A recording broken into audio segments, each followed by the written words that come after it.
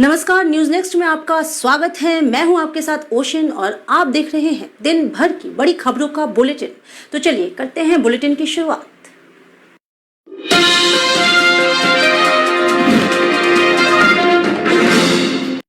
Bulletin में आज सबसे पहले बात करते हैं कोरोना की। तो अब धीमी होने लगी है देश भर में कोरोना की रफ्तार। करीब 75 दिनों के बाद कोरोना के मामले में आई है भारी गिरावट। देखिए ये रिपोर्ट। देश में कोरोना की दूसरी लहर की रफ्तार अब थमने लगी है। कोरोना केस लगातार कम हो रहे हैं।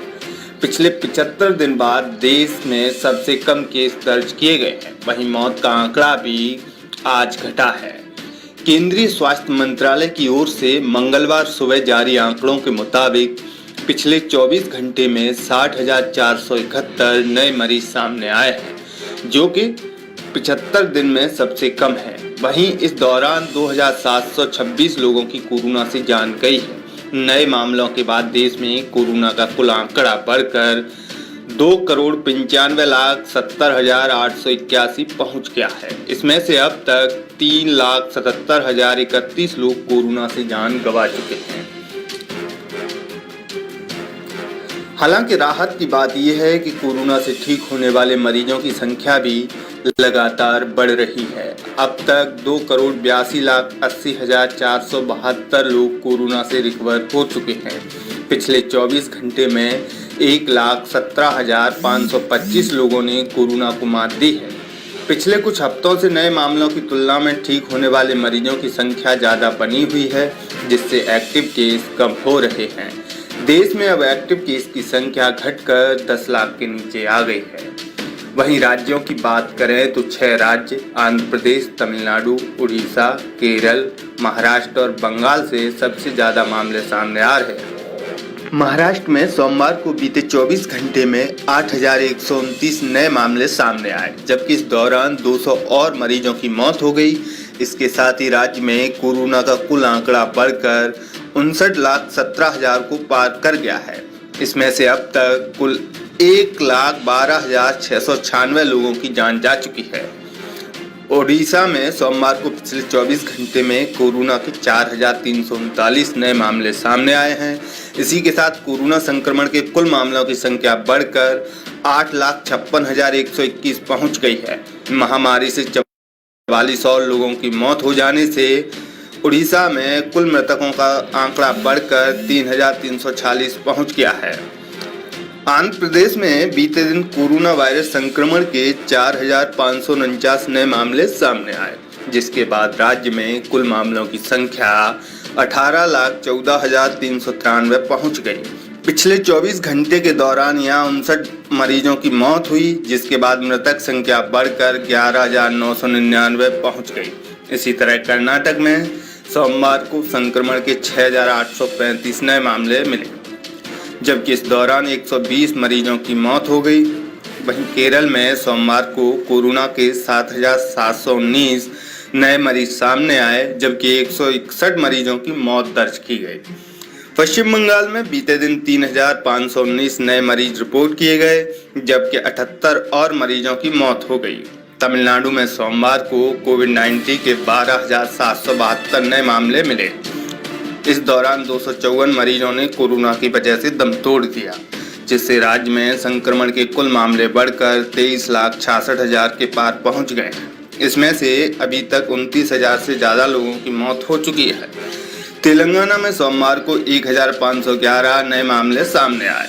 इसके अलावा बिहार में 324, झारखंड में 154, राजस्थान में 277, मध्य प्रदेश में 242, छत्तीसगढ़ में 600, हरियाणा में 268, पंजाब में 629 और राष्ट्रीय राजधानी दिल्ली में सोमवार को बीते 24 घंटे में 131 नए मरीज दर्ज किए गए। देश में कोरोना के खिलाफ टीकाकरण अभियान भी जारी है। 14 जून तक देश में 25,90,00,000 लोगों को कोरोना की डोज दी जा चुकी है।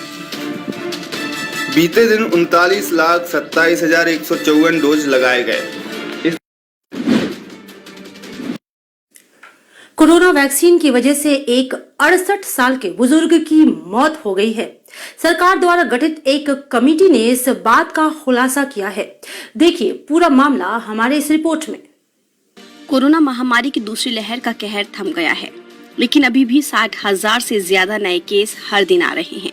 वहीं दूसरी ओर कोरोना संक्रमण पर काबू पाने के लिए तेजी से टीकाकरण किए जाने पर जोर दिया जा रहा है।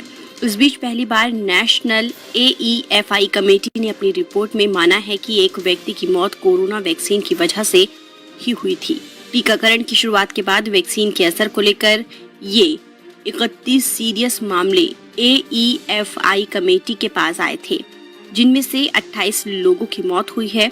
कमेटी ने अपनी रिपोर्ट में बताया है कि इन सभी 28 मौतों में से एक व्यक्ति की ही मौत वैक्सीन की वजह से हुई है। उनकी उम्र 68 वर्ष थी। 3 लोगों में एनाफिलैक्सिस यानी वैक्सीन प्रोडक्ट से संबंधित रिएक्शन की शिकायत देखी गई है। वहीं 2 लोग अस्पताल में भर्ती के बाद ठीक भी हो गए हैं। हालांकि रिपोर्ट में ये भी साफ लिखा गया है कि वैक्सीन के नुकसान की तुलना में फायदे कहीं ज्यादा हैं। नेशनल AEFI कमेटी के चेयरपर्सन डॉक्टर NK अरोड़ा ने बताया कि ये पहली मौत है जब ये स्थापित किया गया है कि वैक्सीन के परिणाम स्वरूप एनाफिलैक्सिस प्रतिक्रिया हुई है। लेकिन अगर आप कुछ संख्या को देखें और केवल ये छोटी संख्या है जिसे गंभीर प्रतिक्रिया मिली है। ऐसे 31 मामले थे जिनकी जांच की गई और एक मौत वैक्सीन के कारण हुई और एनाफिलैक्सिस के मामलों में केवल 2 उत्पाद संबंधी पाए गए। अधिकांश एनाफिलैक्सिस रिएक्शन मैनेज कर लिए गए। हरिद्वार में हुए कुंभ मेले के दौरान 1 लाख से ज्यादा फर्जी कोरोना टेस्ट रिपोर्ट जारी करने का मामला सामने आया है। ये रिपोर्ट्स प्राइवेट लैब की तरफ से जारी हुए थे। देखिए ये रिपोर्ट। देश में फैले कोरोना संकट के बीच आपको याद होगा कुंभ स्नान काफी सुर्खियों में रहा था। ये कुंभ मेला उस वक्त लगा था जब कोरोना अपने चरम पर था। रोजाना लाखों नए केस सामने आ रहे थे और हजारों लोगों की मौत हो रही थी। लेकिन वहीं दूसरी तरफ कुंभ में कोरोना को ताक पर रखा जा रहा था। यहाँ सैकड़ों की संख्या में लोग जुटे दिखाई दिए और ना यहाँ मास्क दिखा और ना ही सोशल डिस्टेंसिंग। जिसके बाद जब यहाँ कोरोना के टेस्ट शुरू हुए तो कई श्रद्धालुओं की कोरोना रिपोर्ट पॉजिटिव आई। अभी हाल ही में कुंभ में प्राइवेट लैब के द्वारा 1 लाख फर्जी कोरोना रिपोर्ट जारी करने का मामला अब सामने आया है। टाइम्स ऑफ इंडिया की खबर के मुताबिक इस मामले में हरिद्वार जिला प्रशासन ने कुछ दिन पहले कुंभ मेले के दौरान फेक कोविड रिपोर्ट जारी करने के आरोप की जांच का आदेश दिया था। पहली जांच से संकेत मिले थे कि निजी लैबों ने मेले के दौरान 4 लाख टेस्ट में से बड़ी संख्या में फेक कोविड रिपोर्ट जारी की थी। अब इस मामले में विस्तृत जांच से पता चला है कि कम से कम 1 लाख टेस्ट रिपोर्ट एक निजी एजेंसी ने फेक बनाई थी। टाइम्स ऑफ इंडिया ने 1600 पन्नों की इस रिपोर्ट को देखा। ये रिपोर्ट बताती है कि एक मामले में सिंगल फोन नंबर से 50 से ज्यादा लोगों को रजिस्टर किया गया था। ऐसे ही एक एंटीजन किट से 700 सैंपल टेस्ट किए गए, जबकि एक किट से एक एक्सक्लूसिव नंबर होता है और ये एक ही बार इस्तेमाल करनी होती है। हरिद्वार के जिला मजिस्ट्रेट सी रविशंकर ने कहा है कि वो मामले की जांच कर रहे हैं और सभी एजेंसियों का बकाया पेमेंट अगले आदेश तक रोक दिया गया है। जांच का हिस्सा रहे एक अधिकारी ने टाइम्स ऑफ इंडिया को बताया कि पता और नाम काल्पनिक थे। हरिद्वार के घर नंबर 5 से लगभग 530 सैंपल लिए गए। क्या एक घर में 500 से ज्यादा लोगों का रहना संभव है? अब बात राम मंदिर विवाद की। राम मंदिर ट्रस्ट पर जमीन घोटाले का आरोप लगा है। ऐसे में अब ट्रस्ट के महासचिव चंपत राय खुद आए सामने और बताए पूरी कहानी। सुनिए। बंधुओं, श्री राम जन्मभूमि मंदिर को वास्तुशास्त्र के अनुसार भव्य बनाने के लिए, मंदिर परिसर की संपूर्ण सुरक्षा के लिए और तीर्थयात्रियों को अधिकाधिक सुविधा प्रदान करने के लिए राम जन्मभूमि तीर्थ क्षेत्र काम कर रहा है। मंदिर के पश्चिमी कोने पर परकोटा और रिटेनिंग वॉल है। इसी प्रकार पूर्वी कोने पर परकोटा है। परकोटा और रिटेनिंग वॉल की सीमाओं में कुछ मंदिर और गृहस्थों के मकान आ रहे हैं। इसी कारण इनको क्रय किया जा रहा है, लेकिन तीर्थ क्षेत्र का निर्णय है कि जिनको खरीदा जाएगा ऐसे सब व्यक्तियों को, स्थानों को पुनर्वासित भी किया जाएगा। पुनर्वास करने के लिए भी उन्हीं की सहमति और पसंद की जमीन को हम खरीदेंगे और संबंधित संस्थानों और व्यक्तियों को प्रदान करेंगे। इसी उद्देश्य से अयोध्या में रेलवे स्टेशन और सड़क के मार्ग पर बड़ी प्राइम लोकेशन पर बाग बिजेसी नाम के क्षेत्र में 1.20 हेक्टेयर भूमि का हमने चयन किया। इस भूमि पर 2011, 2017 और 2019 में भी अनेक प्रकार के अनुबंध हुए, भिन्न भिन्न पक्षों में हुए, परंतु वो कभी मैच्योर नहीं हो पाए। जमीन विवाद से घिरे राम मंदिर ट्रस्ट ने अपनी रिपोर्ट केंद्र सरकार, बीजेपी और आरएसएस को भेज दिया है। देखिए ये रिपोर्ट। अयोध्या में बन रहे राम मंदिर से जुड़ी जमीन की खरीद में घोटाले के आरोपों को लेकर विपक्ष पूरी तरह सख्त नजर आ रहा है और लगातार इस मामले में एक्शन लेने के लिए सरकार से मांग कर रहा है। इस पूरे मामले में ट्रस्ट पूरी तरह से घिर चुका है और पूरे विपक्ष के निशाने पर आ गया है। अब श्री राम जन्मभूमि तीर्थ क्षेत्र ट्रस्ट द्वारा इस पूरे विवाद पर केंद्र सरकार को रिपोर्ट भेजी गई है। सभी आरोपों को ट्रस्ट ने विपक्षी पार्टियों की साजिश बताया है।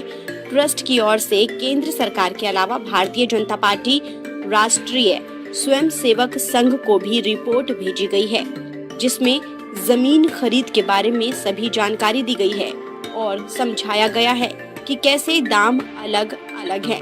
इससे पहले भी श्री राम जन्मभूमि तीर्थ क्षेत्र ट्रस्ट की ओर से सफाई दी जा चुकी है। मंगलवार को ट्रस्ट ने जमीन खरीद को लेकर कुछ फैक्ट जारी किए गए। इनमें दावा किया गया कि जो जमीन ली गई है वो प्राइम लोकेशन पर है, इसलिए उसके दाम अधिक हैं। जितनी जमीन की खरीद हुई है उसका दाम 1423 प्रति स्क्वायर फीट है। इस डील को लेकर 10 साल से बात चल रही थी, जिसमें 9 लोग शामिल थे। राम मंदिर ट्रस्ट द्वारा अयोध्या में जमीन की खरीद में भ्रष्टाचार के आरोपों को लेकर सोमवार को बीजेपी और विपक्षी दलों के बीच वाक युद्ध छिड़ गया। कांग्रेस ने सुप्रीम कोर्ट की निगरानी में जांच की मांग की और भगवा पार्टी ने इसे मंदिर निर्माण को बदनाम करने का एक प्रयास करार दिया।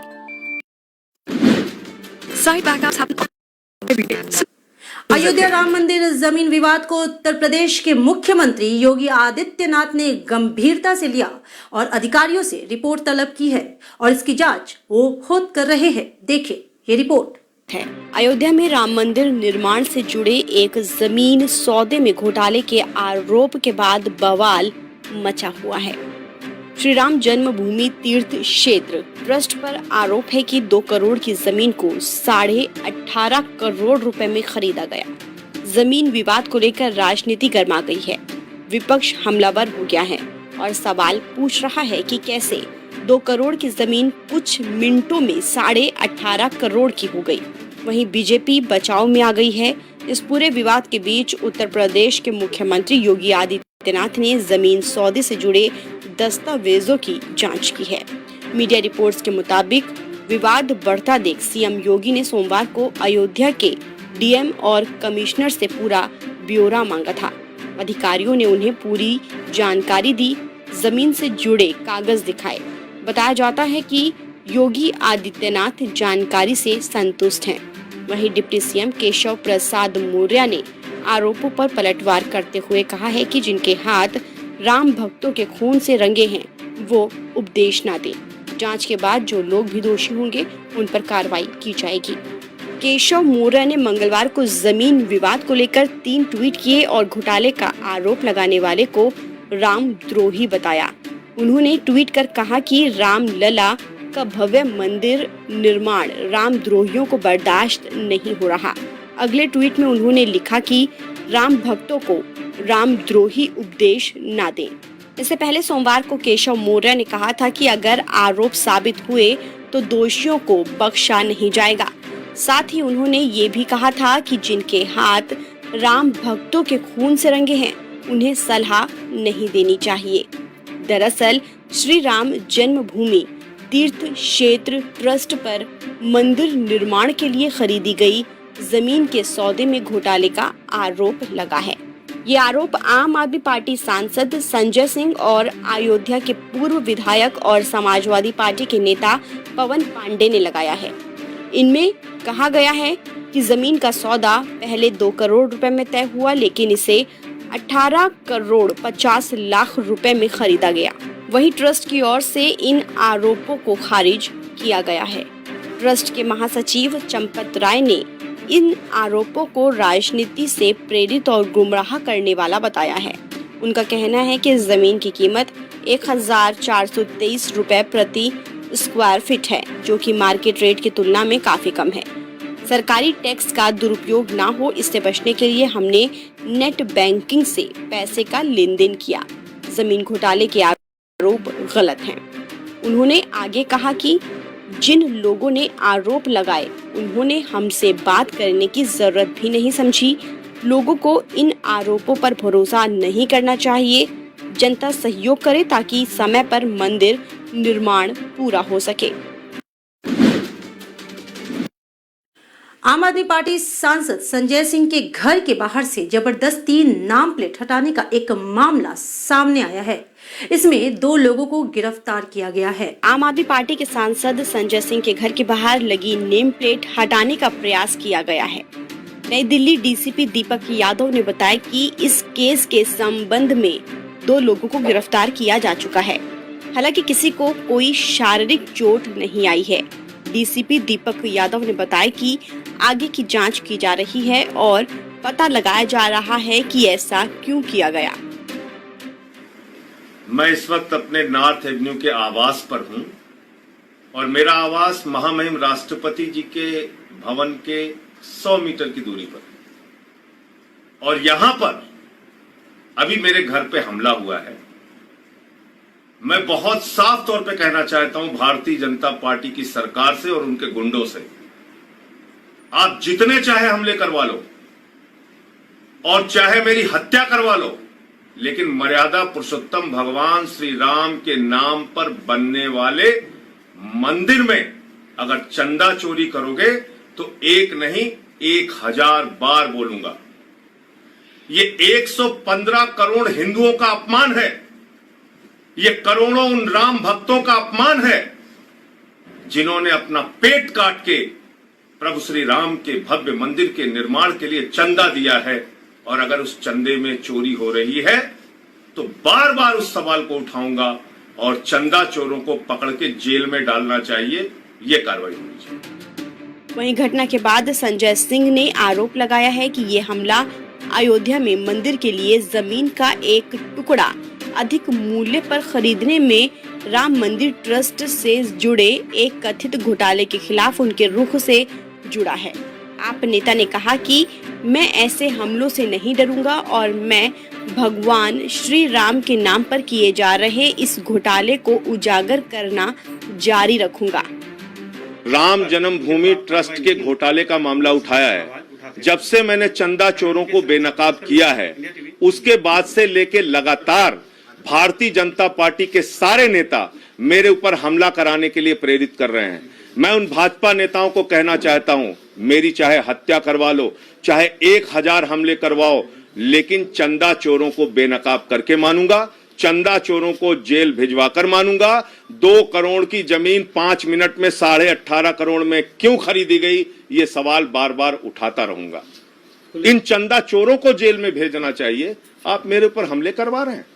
कल से पूरी की पूरी भारतीय जनता पार्टी की लीडरशिप, कोई उप मुख्यमंत्री, कोई मंत्री, कोई कुछ, इसको मारो, इसको काटो, इसको जेल में डालो, इसको ये करो, काटो मुझे, आओ काटो मुझे। अपने पुलिस को शिकायत की है सर इस बारे में? शिकायत भी की है, उन लोगों को पकड़ के भी लेके गए हैं, लेकिन करेंगे कुछ नहीं। क्योंकि महीनों पहले, अभी कुछ महीने पहले मुझे मिट्टी का तेल डाल के जिंदा जलाने की धमकी दी गई।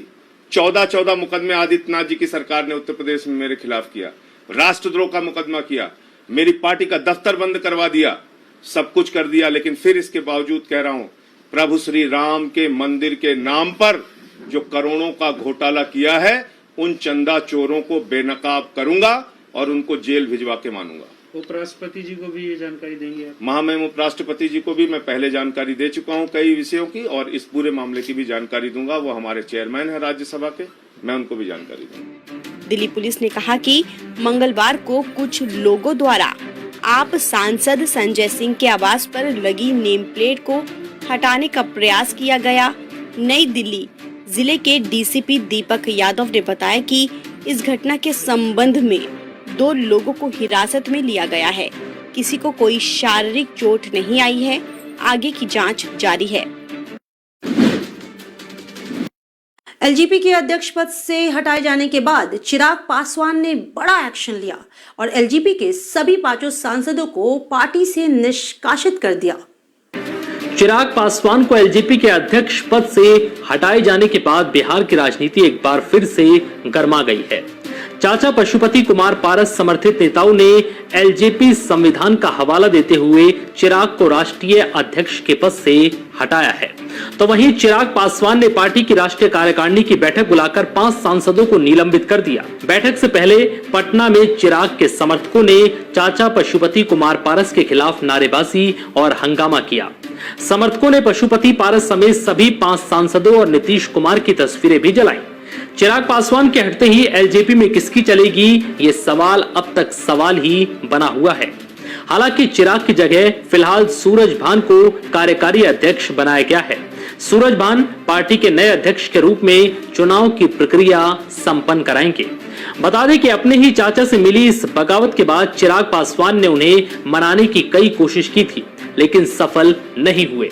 जिसके बाद अब चिराग ने एक पुरानी चिट्ठी अपने ट्विटर हैंडल पर शेयर की, जिसमें उन्होंने अपने चाचा पशुपति पारस को बताया कि पिता की मौत के बाद आपके व्यवहार से मैं टूट गया और अब रिश्तों पर भरोसा नहीं कर पाता हूं। चिराग पासवान ने लिखा, पापा की बनाई इस पार्टी और अपने परिवार को साथ रखने के लिए मैंने प्रयास किया, लेकिन असफल रहा। पार्टी मां के समान है और मां के साथ धोखा नहीं करना चाहिए। लोकतंत्र में जनता सर्वोपरि है। पार्टी में आस्था रखने वाले लोगों का मैं धन्यवाद देता हूं। एक पुराना पत्र साझा करता हूं। चिराग पासवान ने जो चिट्ठी ट्विटर पर शेयर की है वो उन्होंने होली पर अपने चाचा को लिखी थी। उनके इस लेटर में लिखा है कि आज होली के दिन ये पत्र मैं इसलिए लिख रहा हूं क्योंकि पापा के बिना ये पहली होली होगी जिसमें हम सब साथ नहीं हैं। जब तक पापा थे इस त्योहार को हम लोग खूब धूमधाम से मनाते थे, पर अब उनके नहीं रहने पर शायद ही हम कभी वैसी होली दोबारा मना पाएंगे। चिराग ने आगे लिखा कि इस पत्र को लिखने से पहले आपसे मिलकर बात करना चाहता था। खालिक साहब और सूरज भान जी ने कई बार प्रयास किया कि अगर कहीं कोई समस्या है तो उसे साथ बैठकर सुलझा लिया जाए, लेकिन आपकी तरफ से कभी कोई सकारात्मक जवाब नहीं मिला, जिसके परिणाम स्वरूप आज सारी बातें इस पत्र के माध्यम से आपको लिख रहा हूं। बता दें कि चिराग पासवान के खिलाफ पार्टी में इतनी बड़ी बगावत के पीछे कारण ये बताया जा रहा है कि वो पिता रामविलास पासवान की मृत्यु के बाद से सारे फैसले खुद ही लेने लगे थे। वो किसी भी सांसद या पार्टी के पदाधिकारी से कोई राय नहीं लेते थे। बिहार विधानसभा चुनाव में पार्टी की करारी हार के बाद चिराग पासवान ने एलजेपी के कई नेताओं से दूरी बना ली थी। इतना ही नहीं, सांसदों से भी ना के बराबर मिल रहे थे। उत्तर प्रदेश में राजनीतिक सरगर्मी बढ़ती जा रही है। बीएसपी से निष्कासित 9 विधायक सपा के साथ संपर्क में है और अखिलेश यादव के साथ इन लोगों ने मुलाकात भी की है।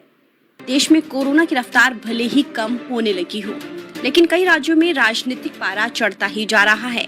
उत्तर प्रदेश में विधानसभा चुनाव 2022 में होना है। ऐसे में अभी से नेताओं का पाला बदलने का खेल शुरू हो गया है। मायावती की पार्टी बीएसपी से निष्कासित 9 विधायकों ने समाजवादी पार्टी के मुखिया से मुलाकात की। सूत्रों ने बताया कि इन विधायकों और अखिलेश के बीच 2022 के विधानसभा चुनाव को लेकर चर्चा हुई। मुलाकात के बाद राजनीतिक गलियारों में कई मायने निकाले जाने लगे हैं। इनके एसपी में शामिल होने की अटकलें अब तेज हो गई हैं। बीएसपी ने निकाले जाने के बाद ये अटकलें तेज हो गई थी कि ये बागी विधायक एसपी का दामन थाम सकते हैं। अब अखिलेश से मुलाकात के बाद ये बात साफ हो गई है कि ये सभी जल्द ही एसपी में शामिल हो सकते हैं।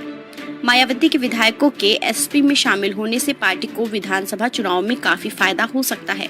जिन विधायकों ने अखिलेश यादव से मुलाकात की उनमें भिनगा से असलम रायनी, ढोलाना से असलम अली चौधरी, प्रतापपुर से मुस्तबा सिद्दीकी, हांडिया से हाकिम लाल बिंद, सिंधोली हरगोविंद भार्गव, मुंगरा से सुषमा पटेल, सांगड़ी से वंदना सिंह, सादाबाद से रामवीर उपाध्याय और उन्नाव से अनिल सिंह शामिल हैं। पंचायत चुनाव में मिली सफलता के बाद समाजवादी पार्टी काफी उत्साहित है। समाजवादी पार्टी दूसरे दलों के नेताओं को पार्टी में शामिल करने की रणनीति पर काम कर रही है। अखिलेश यादव बीएसपी में सेंध लगाने की तैयारी में है। ये भी चर्चा तेज हो गई है कि मायावती के कुछ और विधायक भी इन बागी विधायकों के संपर्क में हैं और वो भी जल्द ही एसपी के साथ जा सकते हैं। अगर ऐसा होता है तो बीएसपी पूरी तरह से टूट की कगार पर पहुंच सकती है। अगर बीएसपी से बागी विधायक सपा का दामन थामते हैं तो आगामी विधानसभा चुनाव के लिए पार्टी को और भी मजबूती मिलेगी।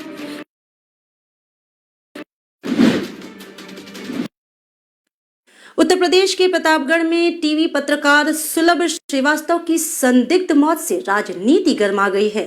कांग्रेस महासचिव प्रियंका गांधी और बीएसपी सुप्रीमो मायावती ने जांच की मांग की है। क्या है पूरा मामला, देखिए हमारी इस रिपोर्ट में। उत्तर प्रदेश के प्रतापगढ़ में टीवी पत्रकार सुलभ श्रीवास्तव की संदिग्ध मौत मामले को लेकर प्रदेश में राजनीति गर्मा गई है। विपक्ष कानून व्यवस्था पर सवाल खड़े करते हुए योगी आदित्यनाथ सरकार पर हमलावर है। इसी कड़ी में कांग्रेस की महासचिव प्रियंका गांधी ने टीवी पत्रकार की मौत मामले में मुख्यमंत्री योगी आदित्यनाथ को चिट्ठी लिखी है। प्रियंका ने इस मामले में सीबीआई जांच की मांग की और पत्रकार के पीड़ित परिवार को आर्थिक मदद दिए जाने की बात लिखी है। कांग्रेस महासचिव प्रियंका गांधी ने मंगलवार 15 जून को ट्वीट करते हुए लिखा, उत्तर प्रदेश के प्रतापगढ़ में पत्रकार सुलभ श्रीवास्तव के साथ घटी दुखद घटना दिखाती है कि कानून के राज का इकबाल खत्म हो गया। जरूरी है कि इस मामले की सीबीआई जांच, परिवार को आर्थिक सहायता मिले एवं शराब माफियाओं व प्रशासन के गठजोड़ पर निर्णायक चोट की जाए। मुख्यमंत्री जी को मेरा पत्र। अपने पत्र में प्रियंका गांधी ने लिखा है कि 12 जून को सुलभ श्रीवास्तव ने प्रयागराज जोन के एडीजी को लिखे पत्र में बताया था कि स्थानीय शराब माफिया अवैध शराब पर उनकी खबर से नाराज हैं और उन्हें अपनी और अपने परिवार की सलामती की चिंता है, लेकिन इसके एक दिन बाद ही वो संदिग्ध हालत में मृत पाए गए। प्रियंका ने दावा किया, यूपी में कई जगहों से जहरीली शराब से मौत होने की खबरें आई है। अलीगढ़ से लेकर प्रतापगढ़ तक जहरीली शराब के चलते सैकड़ों लोगों की मृत्यु हो चुकी है। ऐसे में एक पत्रकार द्वारा खबरें दिखाने को लेकर शराब माफियाओं से खतरा होने की आशंका बताती है कि प्रदेश में कानून के राज का इकबाल खत्म हो चुका है। उन्होंने कहा, इस मामले की सीबीआई जांच होनी चाहिए। प्रदेश भर में जड़ जमा चुके शराब माफिया और प्रशासन के गठजोड़ पर कार्रवाई की जाए। इसके साथ ही पीड़ित परिवार और मृतक के आश्रितों को तुरंत आर्थिक मदद दी जाए। वहीं बहुजन समाजवादी पार्टी की मुखिया और पूर्व सीएम मायावती ने भी मामले की जांच की मांग की। मायावती ने ट्वीट किया, यूपी में शराब माफियाओं आदि का आतंक किसी से भी छिपा हुआ नहीं, जिनके काले कारनामों को उजागर करने पर ताजा घटना में प्रतापगढ़ जिले के टीवी पत्रकार की नृशंस हत्या अति दुखद। सरकार घटना की अविलंब निष्पक्ष व विश्वसनीय जांच कराकर दोषियों को सख्त सजा सुनिश्चित कर बीएसपी की मांग। बता दें कि टीवी पत्रकार सुलभ श्रीवास्तव 13 जून की रात को संदिग्ध हालत में मृत पाए गए। सुलभ रिपोर्टिंग के बाद घर लौट रहे थे। खबरों के अनुसार वे एक ईंट भट्टे के पास मृत मिले। उनके सिर पर गहरी चोट के निशान थे। पुलिस इसे एक दुर्घटना बता रही है। फिलहाल पुलिस सभी एंगल से जांच कर रही है।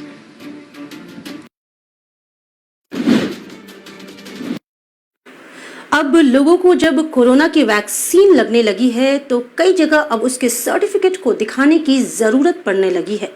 ऐसे में ये भी हो सकता है कि लोग नकली सर्टिफिकेट भी बनवा सकते हैं। आज हमारी इस रिपोर्ट में हम आपको बताएंगे कि आप कैसे पहचानें कि ये सर्टिफिकेट असली है या नकली। एक बार जब आप कोविड-19 वैक्सीन लगवा लेते हैं, चाहे वो कोविशील्ड, कोवैक्सीन या स्पुतनिक हो, इसके बाद का कदम कोविन पोर्टल पर आपको एक सर्टिफिकेट दिया जाता है जिसमें आपको वैक्सीन लग जाने का प्रमाण पत्र होता है। वैक्सीन सर्टिफिकेट में नाम, उम्र, आईडी के साथ वैक्सीनेशन डिटेल्स समेत एक QR कोड जैसे डिटेल्स दिए जाते हैं। QR वेरिफिकेशन कोड इसलिए दिया गया है ताकि कोई भी फोटोशॉप का इस्तेमाल कर किसी भी वैक्सीन सर्टिफिकेट को एडिट कर नकली वैक्सीन सर्टिफिकेट ना बना पाए।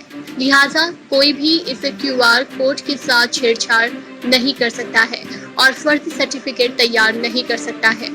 दिलचस्प बात यह है कि सरकार ने सर्टिफिकेट की प्रामाणिकता की जांच के लिए जनता के लिए एक वेरिफिकेशन सिस्टम भी जोड़ा है।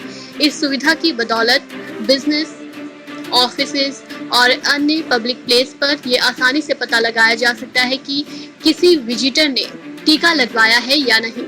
उदाहरण के लिए अगर किसी राज्य में बिना वैक्सीन लगाए लोगों पर रोक लगाई गई हो तो वहां इस सरकारी वेबसाइट का उपयोग करके ये पता लगाया जा सकता है कि शख्स ने वैक्सीन लगवाई है या नहीं। अच्छी बात यह है कि इसे किसी भी स्मार्टफोन के जरिए आसानी से वेरीफाई किया जा सकता है। लिहाजा फर्जी सर्टिफिकेट तैयार करना किसी के लिए आसान नहीं होगा। कोविड वैक्सीन सर्टिफिकेट को वेरीफाई करने के लिए कोविन वेबसाइट पर जाकर वेरीफाई सर्टिफिकेट पर क्लिक करें या अपने इंटरनेट ब्राउजर के जरिए वेबसाइट पर जाएं। इसके बाद वेबसाइट पर स्कैन QR कोड पर क्लिक करें। क्लिक करते ही आपके डिवाइस पर कैमरे को एक्टिव करने के लिए एक नोटिफिकेशन आएगा। इसे अलाउ करें। अलाउ करने के बाद कैमरे को सर्टिफिकेट पर दिए QR कोड पर पॉइंट करें और स्कैन करें। बता दें कि QR कोड को कागज या डिजिटल सर्टिफिकेट पर भी स्कैन कर सकते हैं। QR कोड को स्कैन करने पर एक authentic vaccine certificate successfully verified नजर आएगा। अगर सर्टिफिकेट नकली है तो सर्टिफिकेट इनवैलिड बता दिया जाएगा।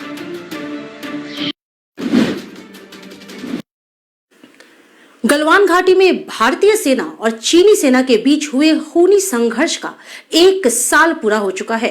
हालांकि अभी शांति तो है, लेकिन विवाद थमा नहीं है। आइए आपको बताते हैं कि दोनों देशों के बीच क्या क्या हुआ। आज से ठीक 1 साल पहले दोनों देशों की सेनाएं गलवान में टकराई थी। उस दिन से अगले 365 दिनों में भारत और चीन के बीच जो कुछ भी हुआ उसे समझते हैं आने वाले 365 सेकंड में। हमारी कहानी दरअसल यहाँ शुरू होती है जब सीमा पर खतरे के पहले संकेत दिखे। भारत के सेना प्रमुख का कहना था कि इन घटनाओं में कोई आपसी संबंध तो दूर, इनका वैश्विक या स्थानिक मुद्दों के साथ भी कोई नाता नहीं था। लेकिन चीन की सरकार ने भारत के इन कदमों को ट्रेसपास या उल्लंघन करार दिया। भारत ने इससे असहमति दिखाई। हालांकि इसमें कुछ भी नया नहीं था। दोनों देशों के बीच 7 दशकों से सीमा के मुद्दे पर आम राय नहीं बन पाई है, लेकिन दोनों ने बातचीत का रास्ता नहीं छोड़ा और इस बार भी वही हुआ। लद्दाख, दिल्ली और बीजिंग में राजनयिक और सैन्य कमांडर आपस में बातचीत करने लगे। एक उम्मीद थी कि मामले को शांति से सुलझा लिया जाएगा, इसलिए असल हालात को दबाने की कोशिश हुई। लेकिन भारतीय सेना ने ऐलान किया कि चीन के साथ हिंसक झड़प हुई जिसमें दोनों तरफ के सैनिकों की जान गई। 17 भारतीय सैनिकों को गंभीर चोट की वजह से जान गंवानी पड़ी। इस हिंसा में कुल 20 भारतीय सैनिकों की जान गई। दोनों देश एक दूसरे पर आरोप लगा रहे थे, लेकिन भारत के विपरीत चीन ने अपने हताहतों की जानकारी नहीं दी। हमने चीनी संकेतों को समझने में गलती की। न केवल सेना बल्कि राजनीतिक नेतृत्व से संकेतों को समझने में चूक हुई। जब गलवान की घटना हुई तो सबको एहसास हुआ कि ये सामान्य नहीं है, लेकिन जिस तरीके से सेना साजो सामान के साथ तैयार हुई और जवाब दिया, मुझे लगता है वो काबिले तारीफ है। गलवान में संघर्ष की क्या वजह मानी जाए? What we have essentially been doing is looking at imagery from multiple different हम अलग-अलग सैटेलाइट प्रोवाइडर्स की तस्वीरों का विश्लेषण करने में जुटे हैं। चीन ने गलवान घाटी में घुसपैठ की। सैटेलाइट तस्वीरों में ये साफ देखा जा सकता है कि चीन ने गलवान घाटी में पेट्रोल पॉइंट 14 तक अपना बेस, कम से कम अस्थायी बेस बनाना शुरू कर दिया था। इसके बाद हमारे पास झड़पों की भी पूरी रिपोर्ट थी और फिर हमने ये भी देखा कि पेट्रोल पॉइंट 14 से चीनी हट गए हैं। हमने देखा कि चीन अक्साई चीन के इलाकों में नई जगहों की तलाश और विस्तार में जुटा हुआ है। probe and expand new positions in other parts of Aksai Chin. न वहां कोई हमारी सीमा में घुस आया है, न ही कोई घुसा हुआ है। Even Prime Minister Modi agreed. यहाँ तक कि प्रधानमंत्री मोदी भी सहमत थे कि चीनी सैनिक भारतीय सीमा में दाखिल नहीं हुए, लेकिन इन झड़पों ने भारतीय पोजीशन को पश्चिमी कैंपों की ओर धकेल दिया। पर यह करना चीन की मंशा नहीं थी। दरअसल झड़पों के बाद कितने चीनी सैनिक हताहत हुए, इसकी जानकारी चीन सरकार ने तुरंत नहीं दी, क्योंकि उस समय चीन सरकार इस खबर को बड़ा नहीं बनाना चाहती थी। Because at that time, Chinese government didn't want to make this news bigger. PM Modi सैनिकों से मिलने लद्दाख पहुंचे। उन्होंने उनकी लड़ाई को मानवता और विस्तारवाद के बीच संघर्ष का नाम दिया। मामला फिर भड़क उठा। भारत ने बताया कि उसने चीनी गतिविधि को भांप कर कदम उठाए। दोनों पक्षों ने एक दूसरे पर चेतावनी वाली गोलाबारी का आरोप लगाया। It's been very nasty. It's been a very nasty situation. लेकिन निरंतर चल रही बातचीत ने मदद की। आखिर करीब 10 महीनों बाद पैंगोंग झील से टैंकों और सैनिकों ने पीछे हटना शुरू किया। उसी दौरान एक अप्रत्याशित स्रोत से खबर आई। रूस की सरकारी न्यूज एजेंसी तास ने घोषणा की कि अपने हताहतों की जानकारी सार्वजनिक नहीं करने वाले चीन ने 2020 के मई-जून में भारत के साथ हुए संघर्ष में अपने 45 सैनिकों को खोया था। आखिरकार चीन को इस मसले पर अपनी चुप्पी तोड़नी पड़ी। चीन ने माना कि उसने अपने 4 सैनिकों को खोया था। चीन ने ऐलान किया कि भारत के साथ कारोबारी संबंध और मजबूत हुए हैं। ये तब हुआ जब भारत ने कई चीनी ऐप्स पर प्रतिबंध लगा दिया था और चीनी सामान और पैसे के प्रवेश को मुश्किल बना दिया था। कोविड-19 महामारी की दूसरी लहर ने भारत को जरूरी चीजों की आपूर्ति के लिए चीन का रुख करते देखा। चीन ने दावा किया कि अप्रैल और मई के महीने में भारत की तरफ से उसके पास तकरीबन 1 लाख ऑक्सीजन कॉन्सेंट्रेटर्स और वेंटिलेटर्स के ऑर्डर्स मिले थे। सबसे बड़े कंज्यूमर मार्केट्स हैं ये दोनों सबसे बड़े उपभोक्ता बाजार हैं और एक दूसरे से जुड़े हैं। दोनों पड़ोसी देश हैं। बिना अच्छी तरह से सोचे इस आर्थिक जुड़ाव को खत्म कर पाना असंभव है। बाकी जगहों पर अगर डिसएंगेजमेंट की प्रक्रिया जल्द पूरी कर ली जाती है तो पूर्वी लद्दाख में भी अतिरिक्त सेना हटाई जा सकती है। पर क्या ये स्थायी समाधान हो सकता है? अगर हम सोचें कि हम पूरे LAC के ऊपर लाखों सोल्जर्स लगा देंगे, अगर हम ये सोचते हैं कि वास्तविक नियंत्रण रेखा पर हम लाखों सैनिक तैनात कर सकते हैं तो ये अव्यावहारिक नहीं है। गर्मियां आ गई हैं, दोनों तरफ से सैन्य गतिविधियां और पेट्रोलिंग बढ़ेगी। इंफ्रास्ट्रक्चर विकास का काम होगा। दोनों के बीच सीमा प्रबंधन के लिए हुए समझौते और प्रोटोकॉल्स तोड़े गए हैं। मुझे आशंका है कि LAC पर हालात और तनावपूर्ण होने वाले हैं।